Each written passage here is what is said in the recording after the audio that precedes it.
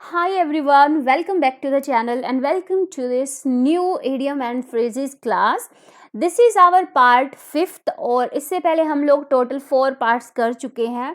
तो जैसा कि हर वीडियो के अंदर आप लोगों को मैं रिमाइंड करवाती हूँ, प्लीज़ इन सभी वोकैब क्लासेस को, चाहे वो सिनोनिम्स की हैं चाहे वो ईडियम्स की है, इनको साथ की साथ रिवाइज करो. ठीक है, बिल्कुल भी टाइम वेस्ट नहीं करना है. And this class is presented by me, your teacher Pooja Dhuran, and this is all about me. This is all about me. ठीक है, अनअकैडमी प्लस पे मैंने पढ़ा है, एडो अंकल पर पढ़ा है, कॉपी किताब, और टोटल 7 ईयर मेरा टीचिंग एक्सपीरियंस है. ऑनलाइन की बात करूँ तो 2017 से मैं ऑनलाइन टीच कर रही हूँ. अब फटाफट से चलिए बिना किसी देरी के अपने फर्स्ट इडियम को डिस्कस करते हैं. The first idiom is work like a charm. Work like a charm.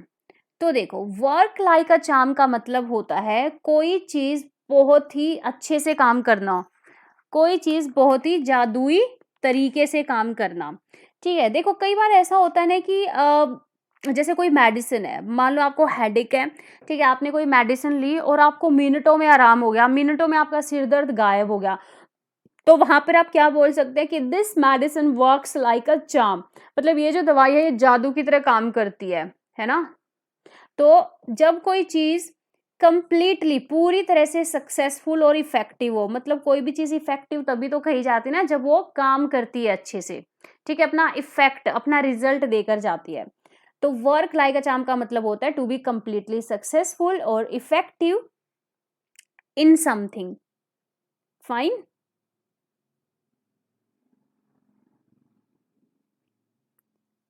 Next है हमारे यहाँ पर to bear the palm. To bear the palm. ठीक है, टू बियर द पाम का मतलब होता है टू विन, मतलब जीतना. फाइन. अब चलो इसको मैं थोड़ा सा आप लोग को जिस इडियम के अंदर मुझे लगा कि थोड़ा सा ट्रिक के बारे में बात की जाए, हम लोग जरूर करेंगे. टू बियर द पाम को देखो, मैंने आप लोगों को एक करवाया था ईचिंग द पाम. उसका मतलब क्या था? क्रेविंग फॉर ब्राइब, मतलब रिश्वत लेने के लिए उतावला रहना. ब्राइब का मतलब रिश्वत होता है. ठीक है, लेकिन आप लोग को यहाँ पे पजल नहीं होना है. ईचिंग द पाम का मतलब होता है कि रिश्वत लेने के लिए उतावला रहना, लेकिन टू बियर द पाम का मतलब होता है जीतना. अब इसको कैसे याद रखोगे? ठीक है, देखो इसको इस तरीके से याद रखो. पाम का मतलब क्या होता है? हथेली. जो जिस इंसान की हथेलियां दुखने लगती है मेहनत कर करके, जिस इंसान की हथेली दुखती है मेहनत करके, हार्ड लेबर करके, वर्क हार्ड करके, ठीक है, वो उस हथेली के दर्द को, वो उस हाथ के दर्द को भी बियर मतलब सहन करता चलता है. और जब वो उस हथेली के दर्द को सहन करता चलता है तभी उसको क्या मिलती है? तभी उसको जीत हासिल होती है. ठीक है, तो इस तरीके से याद रखो. तो टू विन का मतलब होता है यहाँ पर जीतना. To bear the palm. Third पर चलते हैं. चलिए, थर्ड है यहाँ पर to break the news. To break the news. To break the news का मतलब यहाँ पर होता है चतुराई से किसी खबर को या किसी इंफॉर्मेशन को बताना. ठीक है, चतुराई से किसी इंफॉर्मेशन या किसी न्यूज को बताना. तो ब्रेक द न्यूज का मतलब होता है यहाँ पर ये. ठीक है, डिस्क्लोज का मतलब क्या होता है? किसी चीज को प्रकट करना या सामने लेकर आना उसको. ठीक है, जानकारी हो गया इन्फॉर्मेशन, और टैक्टफुली हो गया चतुराई से. तो किसी इन्फॉर्मेशन को टैक्टफुली, चतुराई से हाजिर करना या उसको बताना.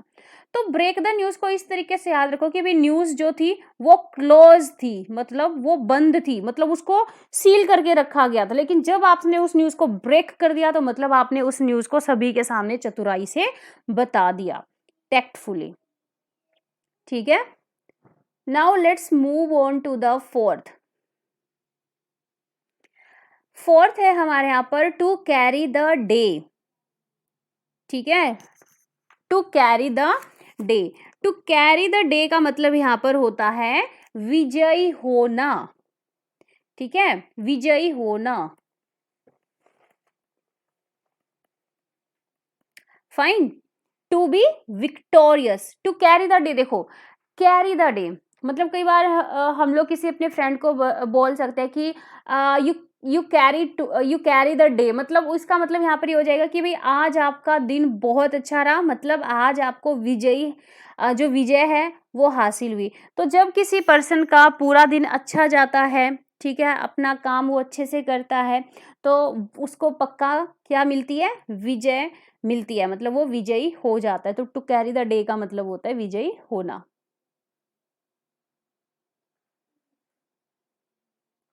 फिफ्थ है, बहुत अच्छा इडियम है ये, ठीक है, 2 वर्ड है और बहुत अच्छा यहाँ पर मतलब इसका मीनिंग है। ब्लू ब्लड का मतलब होता है शाही व्यक्ति, शाही व्यक्ति, और you can say shahi family से बिलोंग होना, मतलब शाही फैमिली का होना।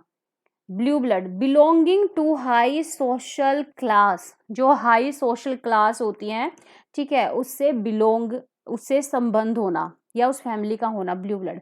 चलो इसको कैसे याद रखोगे, ठीक है, ये एक जस्ट मैं आप लोगों को एग्जाम्पल के तौर पर चीजें याद रखने के लिए बताती हूँ, ठीक है। रेड ब्लड, देखो भाई रेड ब्लड वैसे तो सबका ही, इस शाही व्यक्ति का भी रेड ही ब्लड होगा, ऐसा तो नहीं कि इसका ब्लू होगा, लेकिन समझाने के लिए बता रही हूँ।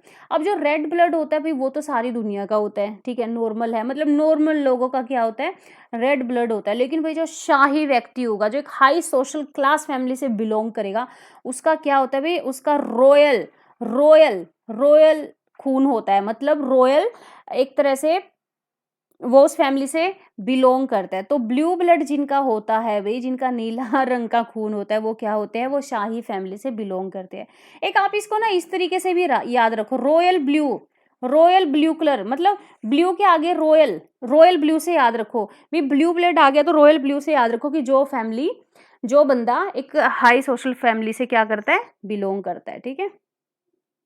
इन दोनों ट्रिक में से जो भी ठीक लगे आप लोग याद रख सकते हैं। नेक्स्ट है सिक्स्थ, यहां पर बी अबो बोल्ड, इसका मतलब होता है ईमानदार होना, ठीक है, टू बी ऑनेस्ट। देखो बी अबो बोर्ड, अब मुझे नहीं पता आप लोग के स्कूल में ये सिस्टम था या नहीं था, मेरे स्कूल में ये सिस्टम था। क्या था, जिनके 8th क्लास में या 10th क्लास में या 12th क्लास में क्या होते थे, जिनकी मेरिट्स आती थी, तो वहां पर एक ब्लैक बोर्ड लगा हुआ था बहुत बड़ा सा, ठीक है, ये रियल एग्जाम्पल बता रहे आप लोग को। तो उस ब्लैक बोर्ड पर ना जिन जिन की मेरिट आती थी उन सभी बच्चों के वाइट परमानेंट पेंट से उनके नाम लिखे जाते थे विद देयर मार्क्स, है ना। और आज भी वो बोर्ड वहां पर लगे हुए हैं। तो मतलब उन बोर्ड पर कौन स्टूडेंट्स, किन स्टूडेंट्स के नाम गए या उन बोर्ड्स पर कौन गया, ठीक है, उन बोर्ड्स पर अब वो कौन है आज, जो स्टूडेंट अपनी स्टडी में क्या थे, ऑनेस्ट थे, जो अपनी स्टडी को लेकर ईमानदार थे, भाई मुझे स्टडी करनी है, एग्जाम है तो मुझे पढ़ना है, आज का काम मुझे आज करना है, कल पे नहीं छोड़ना। तो जो भी ऑनेस्ट होते हैं अपने काम में, वो उनके नाम क्या होते हैं, बोर्ड पर होते हैं, उनके नाम बोर्ड के अबो होते हैं, ऊपर होते हैं। तो इस तरीके से इसको याद रखो, ईमानदार होना, बी अबो बोर्ड मतलब ईमानदार होना।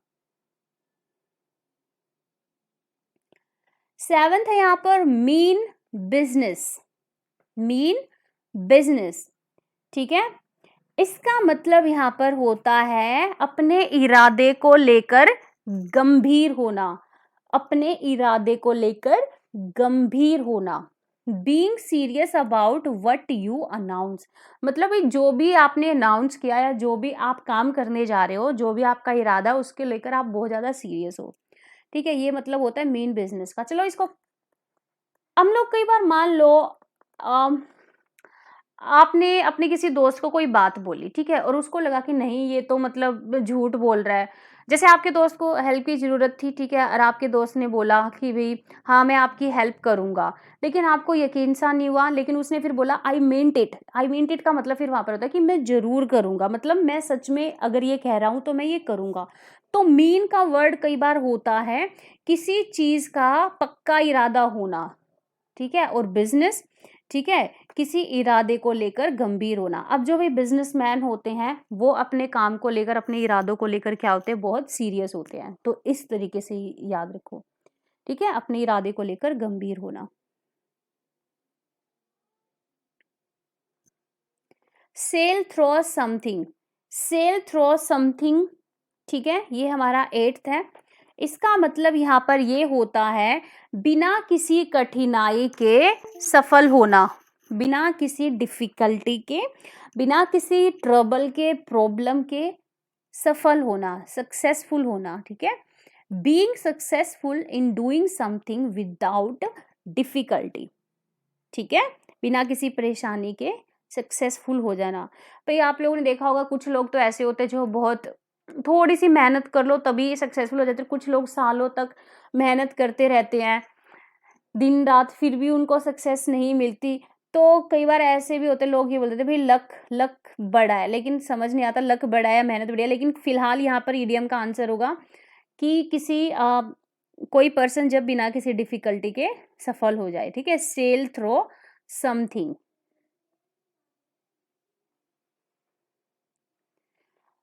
नेक्स्ट, ये तो बहुत इजी है, मतलब ये तो हम लोग मतलब जहां तक मुझे आइडिया है ऑलमोस्ट आप में से किसी ना किसी ने कभी ना कभी अपनी डेली लाइफ में इसको यूज किया होगा। ठीक है, इसका मतलब है यहाँ पर ब्रेक द आइस का मतलब क्या होगा? ब्रेक द आइस का मतलब होता है चुप्पी तोड़ना। ठीक है, चुप्पी तोड़ना मतलब यहाँ पर ऐसा नहीं कि आप पहली बार किसी से बात करें, मतलब आप बात करते थे फिर आप दोनों के बीच में कुछ मतलब झगड़ा हो गया, आप लोग बोल नहीं रहे थे। ठीक है, एक कोल्ड वॉर, कोल्ड वॉर सुना है आप लोगों ने? कोल्ड वॉर भी एक फ्रेज होता है। इसका मतलब होता है, कोल्ड वॉर का मतलब होता है एक तो लड़ाई झगड़ा हो पूरा, है ना। लेकिन कोल्ड वॉर का मतलब होता है जब दोनों ही पार्टीज क्या हो, चुपचाप बिल्कुल एक दूसरे को अपना नाराजगी दिखाते रहे, मतलब ठंडा वार जो होता है, ठंडा युद्ध जो होता है। तो इसी तरीके से आइस वाला एग्जाम्पल हो गया। तो ब्रेक द आइस का मतलब होता है चुप्पी तोड़ना। देखो आइस जो होती है, जब बर्फ जमी होती है, ठीक है, फ्रिज के अंदर जब वो बर्फ होती है बहुत शांत होती है, लेकिन जैसे ही आप उसको तोड़ते हो तो बहुत जोर की आवाज आती है ना। तो ब्रेक द आइस का मतलब क्या है? टू स्टार्ट अ कॉन्वर्सेशन, मतलब बातचीत दोबारा से शुरू करना, ब्रेक द आइस। ठीक है, मतलब ये जब आइस को तोड़ते हैं, ब्रेक मतलब ब्रेक तोड़ना, आइस बर्फ जब आइस को तोड़ते हैं तो क्या आती है? आवाज आती है, मतलब वही चुप्पी तोड़ना, बोलना शुरू करना।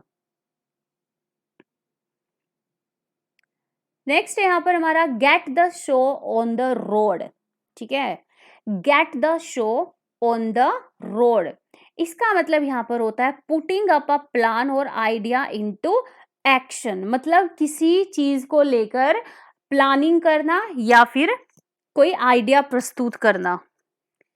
Get the show on the road, for example जब आप रोड पर कोई भी शो करोगे, ठीक है, जब आप रोड पर कोई भी शो करोगे, ऐसा तो यानी आप जाके ऐसे वहां पर नाचने लग जाओगे या गाने लग जाओगे, कुछ तो प्लानिंग करोगे ना, कुछ तो वहां पर आइडिया लेकर आओगे ना कि अच्छा हमें कैसे परफॉर्म करना है। एक आप लोगों ने कभी सुना होगा गाइस, एक मोब नाम से कुछ ग्रुप्स होते हैं जो कि रोड्स वगैरह पर जाकर चीजें, मतलब वो दुनिया को मतलब अवेयर करने के लिए एकदम से जाकर नाच, मतलब 5 to 10 लोगों की टीम होती है, ये रियलिटी में भी होता है ऐसा। 5 to 10 लोगों की एक टीम होती है और वो रोड पर पब्लिक प्लेसेस पर जाकर एकदम से नाचना या गाना शुरू कर देते हैं, और वो किसी एक सोशल इशू के बारे में अवेयर करने के लिए, लोगों का ध्यान खींचने के लिए ऐसा करते हैं। ठीक है, मोब डांसिंग वगैरह ऐसा कुछ बोलते हैं इसको।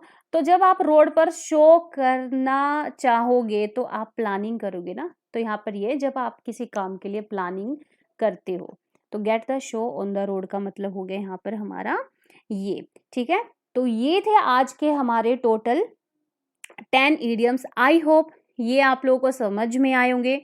इनको अच्छे से डेली रिवाइज किया करो, इनको पढ़ा करो। ठीक है, डेली का काम डेली किया करो। और अब मैं आप लोगों को बता देती हूँ एक और बात, और वो ये है कि अगर आप कॉमर्स के स्टूडेंट हैं, चाहे आप 11th-12th में हैं, और अगर आप एनटीए यूजीसी नेट एग्जामिनेशन की तैयारी कर रहे हैं, तो आप लोगों की जानकारी के लिए मैं बता दूं कि अनअकैडमी प्लस पर मैंने 2 साल एनटीए यूजीसी नेट कॉमर्स और एचआरएम कैटेगरी में पढ़ाया है। ठीक है, एडू अंकल पर पढ़ाया और अभी कॉपी किताब पर पढ़ा रही हूँ कॉमर्स। तो अगर आप कॉमर्स के स्टूडेंट हैं तो मेरा चैनल है पूजा दुरान नाम से, आप उस पर मुझे फॉलो कर सकते हो। ठीक है, लिंक आप लोगों को डिस्क्रिप्शन बॉक्स में भी मिल जाएगा अगर नाम से सर्च करोगे तो भी। ठीक है, तो गाइज मिलते हैं हमारी नेक्स्ट क्लास के अंदर। Till then happy learning to all of you. Bye bye, take care.